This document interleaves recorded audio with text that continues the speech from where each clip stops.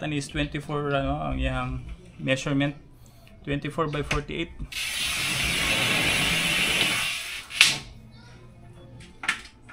Ang sukod tuod sa itong glass is 4 by 6 feet. So ang atong gamit na ito sa guide is kini siya, no? Made of split tube cover ni siya, gidugangan nato diri og gamay nga aluminum para ang result niya is less than 4 inches.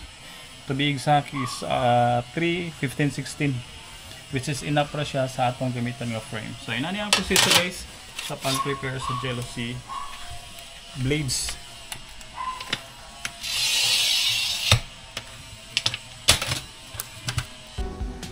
Yo, what's up guys? We are back again dito sa amo ang vlog. So for today's video, share na ko sa inyo kining fundamental or basic sa kining glass and aluminum fabrication. So kinahanglan nimo ning i-undergo nga mga training para mas ma-enhance or para mas madali ang imong pag-practice sa glass and aluminum fabrication. So ang atong baton karon is magkata og glass. Bali i-flex na ko sa inyo ang mga pamaagi at the same time ang dali nga proseso sa pag-slots, no, since jealousy ang ato ang pag-prepare or prepare rather. So before ta mo proceed, syempre mag-assault o build but una nato na buhaton, no, sa mga glass supply good necessary nga natin mga protective gear, apron as well as you should wear a steel toe nga sapatos para protection na po just in case mabuak ang imong gialsa or giaswat nga build. Well anyway, kung wala po tayo mga protective gear, as long as ka nang aware na po ka sa proseso, no, sa safety nga handling sa glass, siguro okay na siya. All you have to do is just be careful.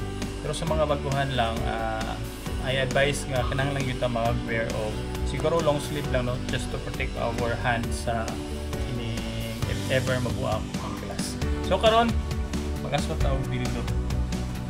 Tanawag ko ninyo guys, well, handling ang glass. So natin ilapag na binito rin. 1/4 bronze na siya, no? Buta nyo guys, compare sa 316. Arya. Gamita na rin na ako. Ano siya kakusgan.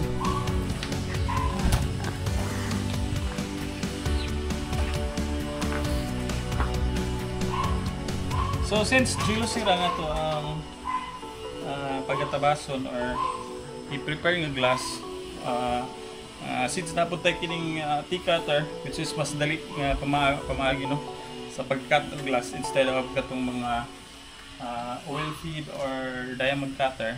So mas mo prepare ko ani kung parehas kumbaga ang imong i-cut nga measurement. So ang ating i-cut is 24 ang iyang measurement, 24 by 48.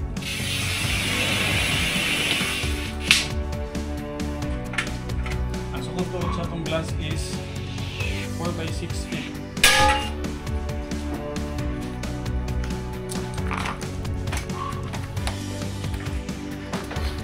Ubot kayo mong brand guys. That's normal. Anyway. Anyway.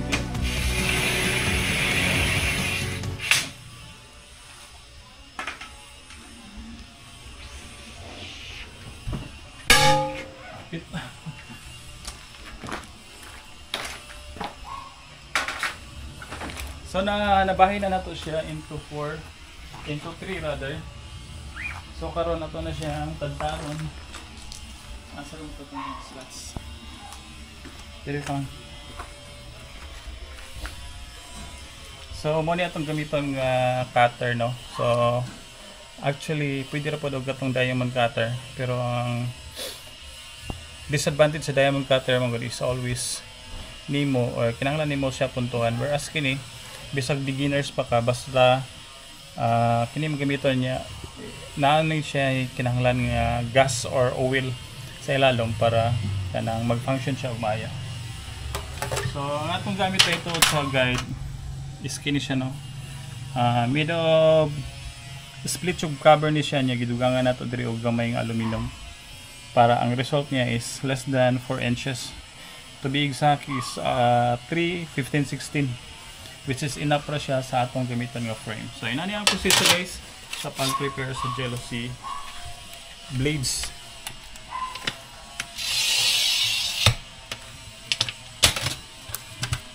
So dali ra siya tanawon. So mas mo advice ko nga kini ang agion nga exercise sa interested or sa gusto mag-cut o no. Mo gini siya ang fundamental sa glass and aluminum fabrication. Ay kung dili ka kabalo mo cutting man god, chances are motipas imong mga builder mamali ang pag-cutting. Possible nga makapalit na pagkaog laing materials, whereas kung ma-practice ni man mo kasiguruhan nga ang imong desire nga profit or revenue ma-achieve din mo. Kaya syempre na perfect man ang imong pag-cut sa glass. Kumbaga walay sipit. Bila akong dagway lang. Hindi ko biyata. Animil na akong cameraman eh. Cameraman eh. Shout out ko sa akong camera girl. Sakto na. So gi-reverse na to no kay ako ang chance nga dili even ang iyang pagka-cut.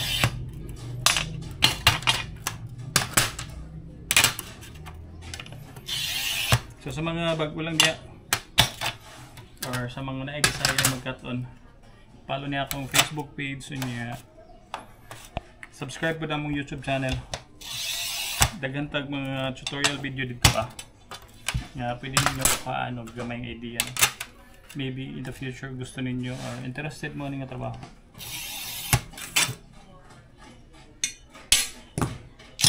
See? So inana ra kadali ang pag-prepare sa jealousy blades. So after nato ni siya makat into 4 inches or less than 4 inches, to be exact is 3, 15, 16. So sunod ani nga proseso is ato ni siyang bairan. So dili na kay pakita sa inyo ang proseso sa pagbaid.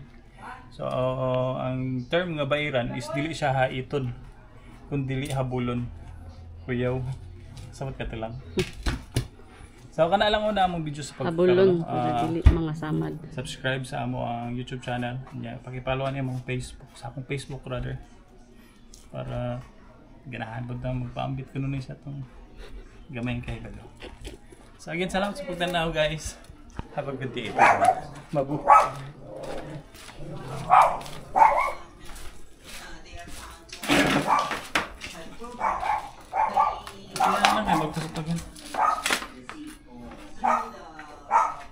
Bye.